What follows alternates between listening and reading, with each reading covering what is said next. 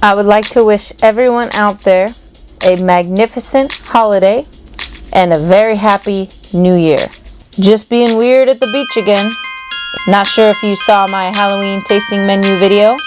Also, not sure if you've seen the music video for Angèle's song, Tout oublié. I'm definitely not the only one that wears ski attire at the beach. Tout, il faudrait t'oublier. Pourquoi, il faudrait t'oublier. On joue, mais j'ai tout joué. C'est bonheur. Ooh. My wife says, ma voix est hideuse. Très laide. Très mouche. Acting stupid. What's happening? I took an ancestry test. I'm 25% Scandinavian. Confirmed what I already knew. My mother's side of the family is Swedish. I'm the only blood-related member of the family who has brown eyes and brown hair. In honor of my grandmother, my mom's mom, I'm doing a Swedish Scandinavian American Christmas-themed tasting menu called Julbord, which basically translates to the Christmas table. Thank you for joining us, and cheers, beaches. I'm American, so this is a Swedish American tasting menu, since I cooked it.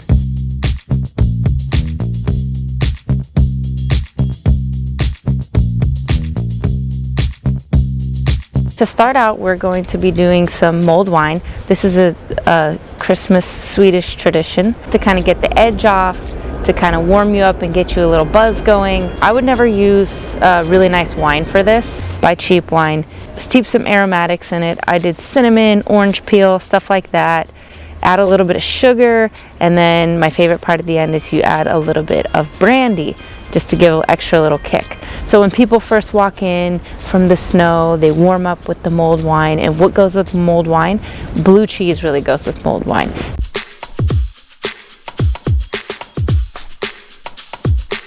The other thing I served with this mulled wine that I think is a really cute canapé to do for a holiday party is a Gougères. You use the pâte à choux dough, the same thing you would use to make a cream puff, but instead of filling it with cream, you're actually mixing blue cheese into the batter. I had a bleu d'Auvergne from South Central France. It's a cow's milk blue.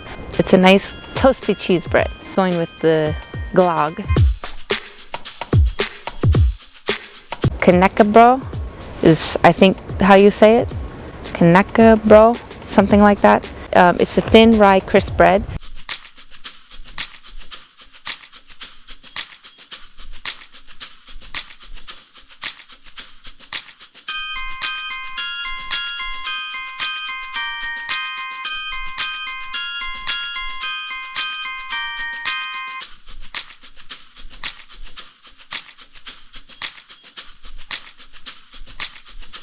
This is a really interesting one. I was just playing around with some stuff I had in my pantry, but I wanted to use some goat cheese. I did the crisp bread, I did goat cheese, I did some honey, and then I also did some truffle oil, white truffle oil. Lavender's really floral, but it's also very spicy, so it's kind of like a floral version of oregano. I added that, and then because I had the honey and everything, I decided to add some bee pollen as well. And altogether, it's kind of like a funky combo, but if you think about it, it works. The rye was really strong, but because all the other flavors, the honey, the goat cheese is really strong, the truffle oil is really strong, lavender is really strong. It's all really strong flavors, and they all, for some reason, worked.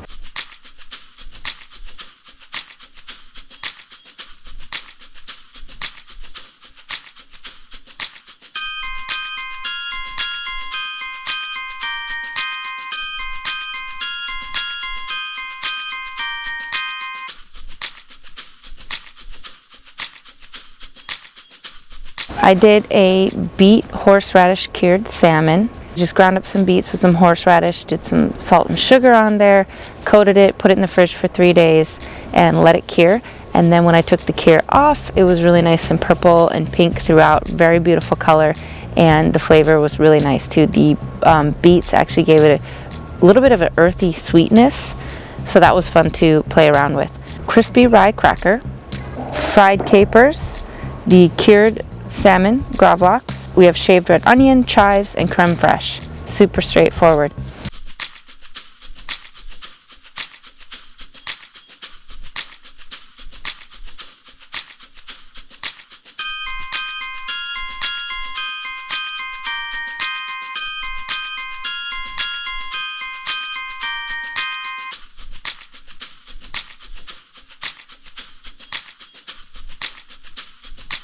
Next, I decided to do salmon roe. Salmon is a cold water fish, and we already did a salmon gravlax earlier, so I thought why not play around with the roe as well. I've always wanted to do a smoked salmon roe. It has kind of a salty taste to me, so I know that smoke will mellow that out. I did a cherry wood cold smoked the salmon roe. That kind of mellowed out the salinity for me and added another little flavor to the roe. We have the rye crisp bread, we have the smoked roe, creme fraiche, we have some radish, lemon segments, and dill.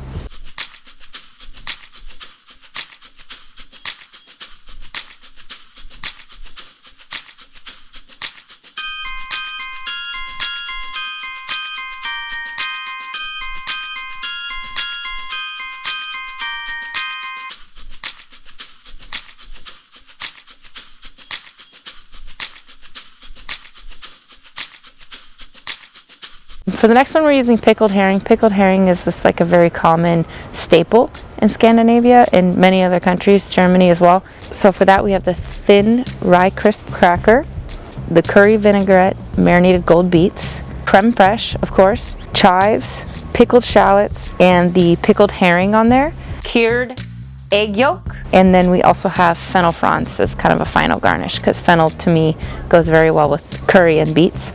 Yeah, that's it.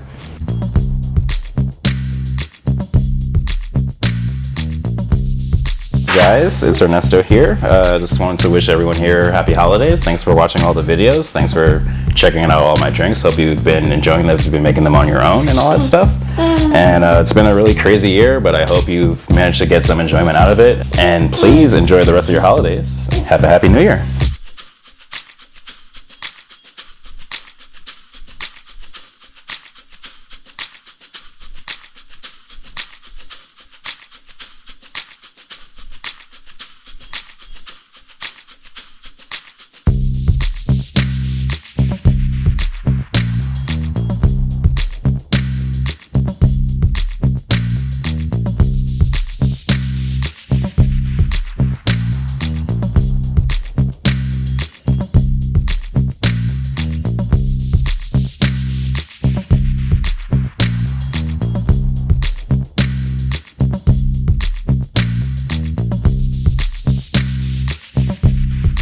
So the first drink was a grapefruit spritz.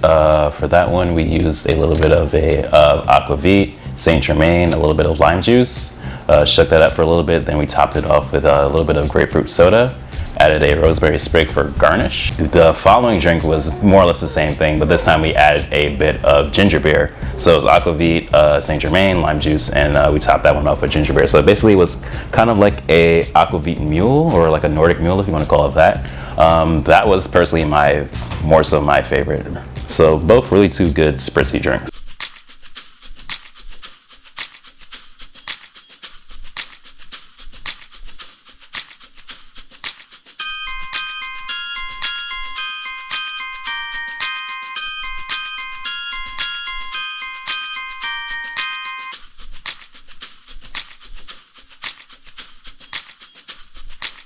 The third drink, that one was more or less a mix between an old fashioned and a Manhattan, a little bit leaning towards more so the Manhattan side for its like kind of like sweet, bitter texture. So that one was Aquavit. We used a little bit of Cointreau.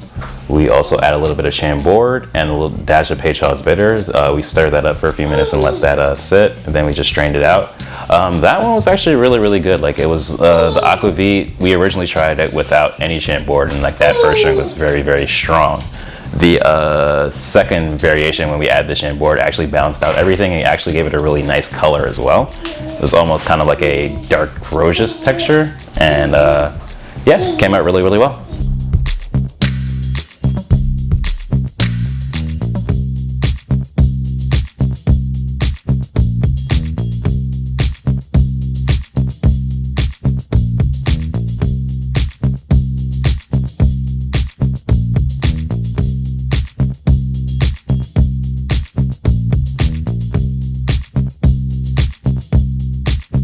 I really was getting into the groove of using the color of red beets and also the flavor because they're really earthy. I wanted to do deviled egg because deviled egg is very popular here in America. Made a pickling liquid with beets in there to give it a nice purple, deep purple color. Pickled the eggs in there for a day, and they took so much color right away. Took them out of there, drained them off, sliced them in half, took the yolks out. The yolks were perfect. Made a classic deviled yolk filling, piped that into the egg, and then I put a little bit of the smoked salmon roe on top. Regular sturgeon caviar is a lot more delicately balanced. Salmon roe is just a little on the salty, briny side for me. I know that smoke will mellow that out.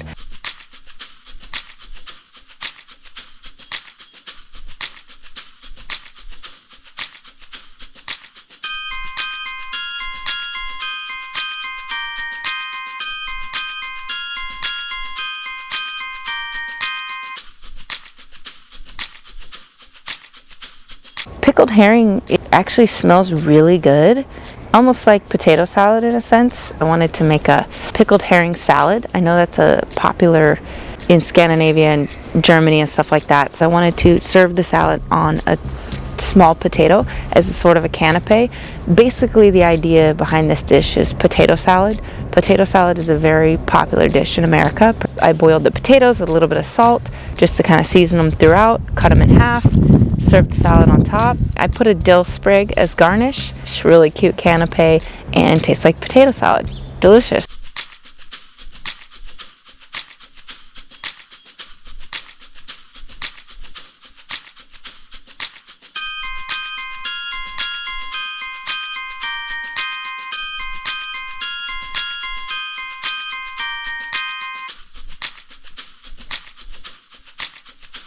We fry a lot of things in America, so I wanted to try to fry the pickled herring. I made a beer batter for it. I made a lemon caper vinaigrette for it, but it didn't really work. It tasted okay, but it was just too kind of like greasy. The fish wasn't dry enough for it to work, even though I tried to dry it out for a couple of days, but it didn't work. So I just did the lemon caper. I wanted a fried element, so I fried some parsnip frizzles. I just did the pickled herring on its own because it has a lot of flavor by itself, but it's kind of sweet, so the lemon caper adds that spicy Dijon acid punch to the dish, and then the fried parsnips add that kind of golden toasty fried element to the dish. So it actually worked together very well. Very simple, only 3 components.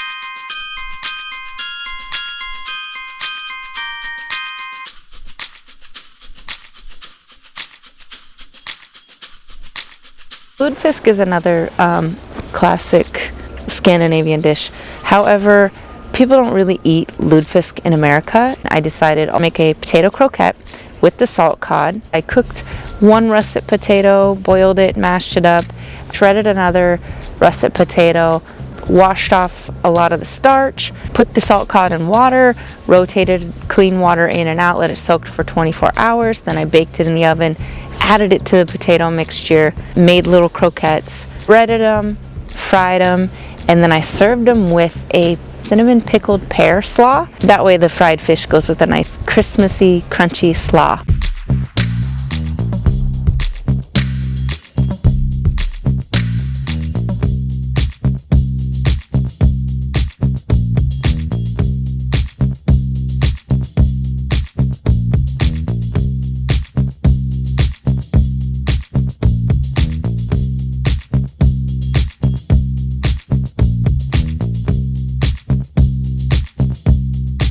Everybody knows what Swedish meatballs are. It's Christmas time. So instead of just using, veal and beef and stuff like that, I wanted to use elk because I feel like it's Christmas and we should be eating reindeer. It just made sense. Elk is the meat that I could get that looks the most like reindeer. It's considered venison, but it's more mild and less gamey than deer. Mix it with some ground bacon, use some poultry stock, some onions, stuff like that.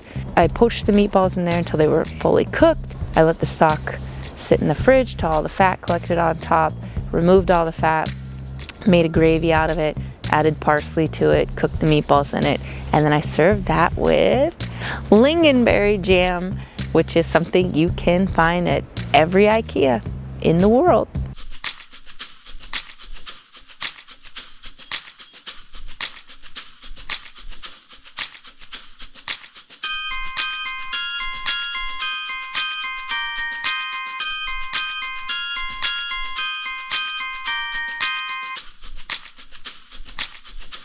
The next elk dish, we're getting into the season, eating reindeer. Sorry, Santa, I ate Rudolph this year. I got some elk tenderloins. I wanted to do like an elk steak. Parsnip apple puree. I wanted to do something sweeter because it was game meat. I would do potatoes with beef. Seasoned the elk meat with salt and pepper. Seared it on the grill real fast, let it rest. I was going for medium rare, but it ended up being medium. It is lean meat, so as it rested, it cooked a little bit more than I had anticipated, but it's medium, and it was really good medium. So I served that with the parsnip puree, also with some lingonberries. Added some pickled cranberries for a nice little crunch, a nice little pop of acid.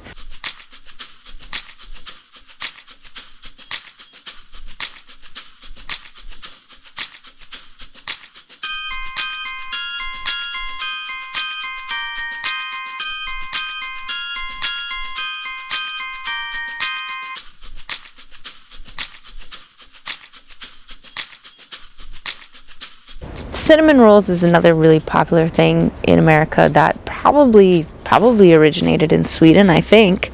But instead of making actual cinnamon rolls, I wanted to make something a little smaller. So I did these cinnamon roll cookies out of pastry dough, which I added a little bit of orange zest to, butter, cinnamon, and brown sugar in there, rolled it up, sliced it, baked it, and then I served that with eggnog creme brulee, like a little tiny one. I made an eggnog custard, made a little tiny baby creme brulee. I took cocoa powder, mixed it with some maple syrup, did a nice little paintbrush stroke on the plate, and that'll add like a little bit of bitterness and sweetness to the dish. And then you have the cinnamon roll cookies, you have the creamy eggnog creme brulee, and then I also had some cinnamon candied pecan to add some nuttiness, and then of course I had to garnish it with a little powdered sugar. I hope you have a beautiful Christmas or whatever holiday you're celebrating. I hope it's amazing. Thank you for joining me, and don't be a stranger. I want to see you again. Merry Christmas and Happy New Year.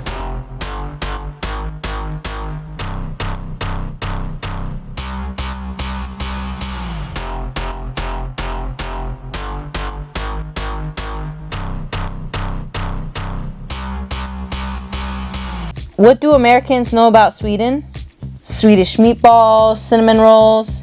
Actually, you might be surprised. Americans can handle themselves when it comes to furniture names in the Swedish language.